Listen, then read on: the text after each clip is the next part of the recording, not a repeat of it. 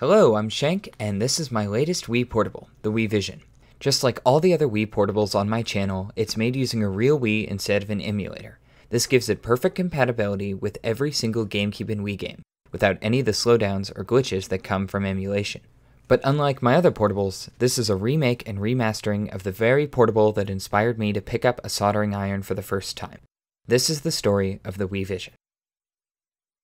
Inspiration takes many forms, and for me, it took the form of a YouTube video I saw on Christmas Eve 2012. Having never seen a portable before, Jonathan Tchay Shine's Envision blew my mind. GameCube games in a portable, with real hardware. It was one of the coolest, most beautiful things I'd ever seen, and it was something somebody had made. I wished I could make one, but then I thought to myself, I don't know anything about electronics. I could never make anything like that. I sent it to a few friends, clicked like, and closed the tab.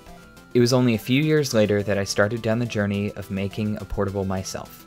But that's a different story for a different day.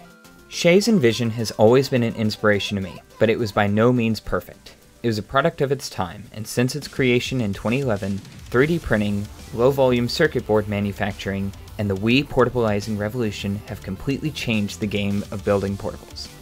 I reached out to fellow friend, portablizer, YouTuber, and Envision fan, G-Man of GmanModz, to team up and re-envision one of the most iconic and polarizing portables ever made. By far the biggest change since 2011 is the death of GameCube portables and the rise of Wii portableizing.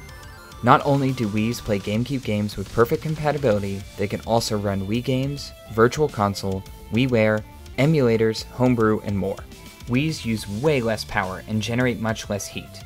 Using a Wii with modern battery cells means our portable will get more than double the battery life, all while running cooler and quieter than the original Envision. Wiis also have native 480p out, so we won't need to burn an elusive GameCube component cable like the original Envision did. Since both the Wii and the 5-inch screen we're using are 480p, there's no deinterlacing or scaling, making video crisp and extremely low latency. Trimmed Wii motherboards are smaller than trimmed GameCube motherboards, and require less supplementary components. This gives us a lot more room on the inside to breathe. I also decided to throw in a Wavebird receiver and a Wii's Bluetooth module. This will let me connect Wavebird controllers for GameCube Player 2 and external Wii remotes to play motion games with external controls.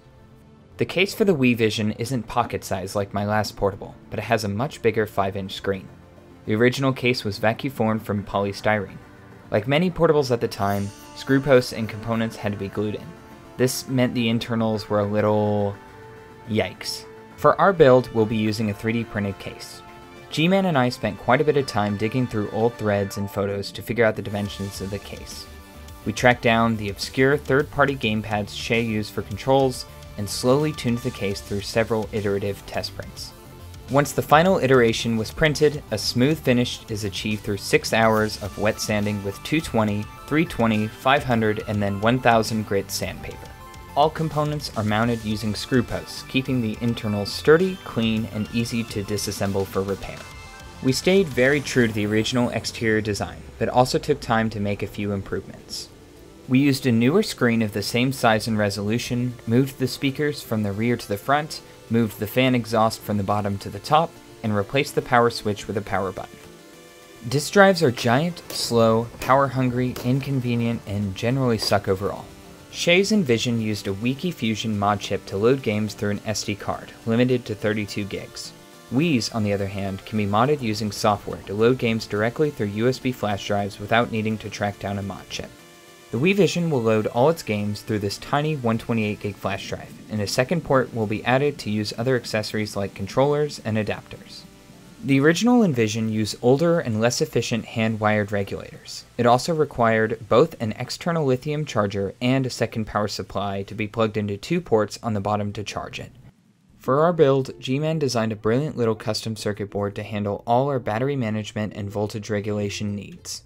Our portable can be charged through pretty much any DC power source through a single barrel jack on the bottom. It also has a multi-function RGB LED to show battery level, charging status, and more. G-Man does a great job of explaining all its extra functions in his video, so be sure to check it out. I've put a ton of hours of gameplay into this portable since completion, including a full run of Twilight Princess start to finish. I nitpicked on the original portable, but I really love the design.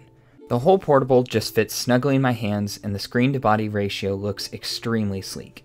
The shoulder buttons and sticks are unusual, but feel way better in the hands than I expected. I love the vision Tchay had for this portable, and I'm proud that Gman and I were able to take it beyond its original limitations. Portables are extremely expensive and time-consuming, but it's a hobby I love doing. It blows my mind how much the channel has grown in the past few months. The amount of love and encouragement I've gotten from my past 2 videos is completely insane. I've read every comment so far and replied to as many as I can. I'd love to hear your thoughts, suggestions, questions, or anything else down below. I have a lot of projects in the pipeline, including several portables, so consider subscribing if you want to see more. And if you want to send my videos to your GameCube-loving friends, that'd be pretty cool too. If you want to see work in progress and sneak peeks of what's to come, check out my Discord, Twitter, and Instagram links in the description. I also have a second channel where I upload more casual and technical videos of gameplay and internals. And of course, if you want to learn to make your own, you should definitely check out the bitbuilt.net forums.